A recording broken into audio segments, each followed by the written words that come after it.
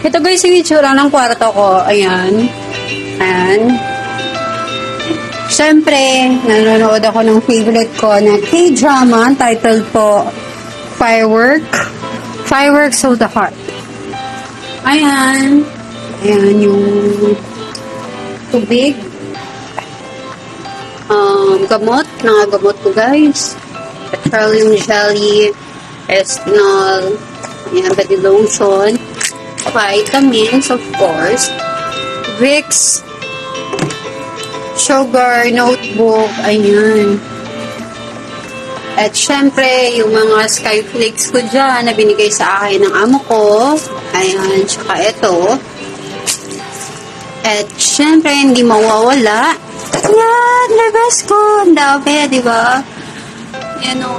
Actually, 10 yan guys. 10 packs yan binigay sa akin.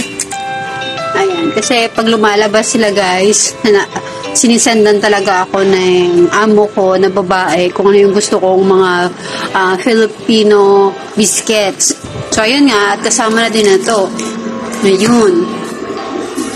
So, dito naman guys, papunta sa aking CR. Meron akong lunch basket dyan, dispenser, tubigan, at saka, ito yung mga plato ko.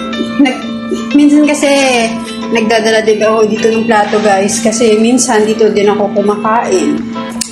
And iyan, syempre yan, yun.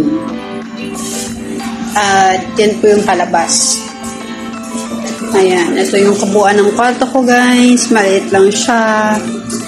Pero, meron ko talagang privacy dito.